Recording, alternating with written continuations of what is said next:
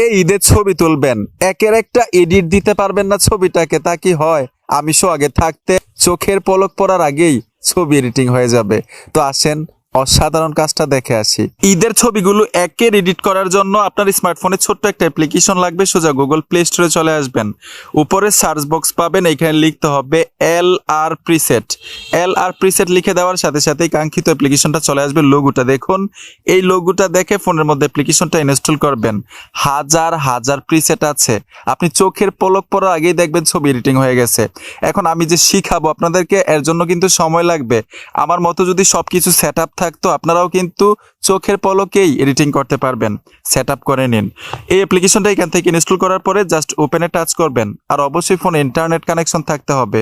অনেকগুলো ক্যাটাগরি এখানে চলে আসবে, যদি পারমিশন চাই অ্যালাউ করে দিবেন। উপরে দেখুন ক্যাটাগরির এখানে অভাব নাই, হাজার হাজার প্রিসেট, অগণিত। যেই প্রিসেটটার মতোই আপনি আপনার ছবিটাকে এডিটিং করতে চাচ্ছেন, এই প্রিসেট এখান থেকে ডাউনলোড করে অ্যাডোবি লাইটরুম অ্যাপ্লিকেশন অ্যাড করতে হবে।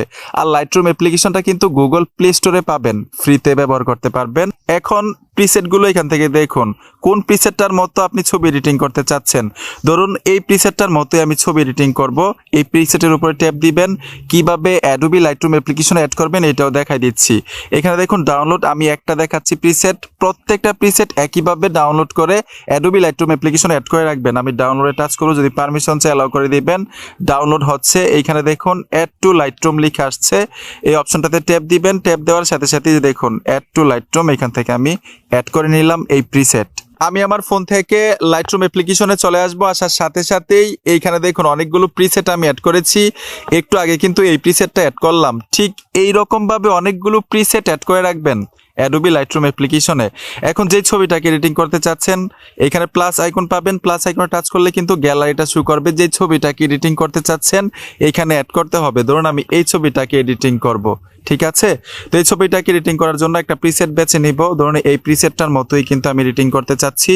উপরে দেখুন 3 ডট অপশন পাবেন, 3 ডটে চলে আসবেন, এখান থেকে কপি সেটিংসে আসতে হবে। আমি কপি করে নিলাম। যে ছবিটাকে এডিটিং করতে চাচ্ছেন ছবিটার উপরে টাচ করবেন, এখন শুধু পেস্ট করলেই হবে। ঠিক একইভাবে 3 ডটে টাচ করবেন, এখান থেকে আমি পেস্ট করে দিব।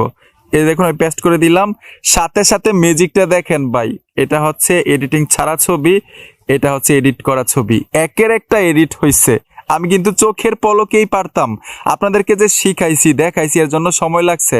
আমার মতো সবকিছু সেট আপ থাকলে আপনারও কিন্তু সময় লাগবে না। এখন সেভ করে গ্যালারিতে নেওয়ার জন্য উপরে দেখুন একটা আইকন আছে, এখানে আইকনে ট্যাপ দিবেন, সেভ টু ডিভাইস লেখা আছে, এই অপশনটাতে টাচ করবেন, আপনার গ্যালারিতে চলে যাবে। আশা করি সহজেই বুঝতে পেরেছেন। ভিডিওটা দেখে যদি উপকার হয়ে থাকে অবশ্যই সাথে থাকবেন। দেখা হবে নতুন ভিডিওতে। আল্লাহ হাফেজ।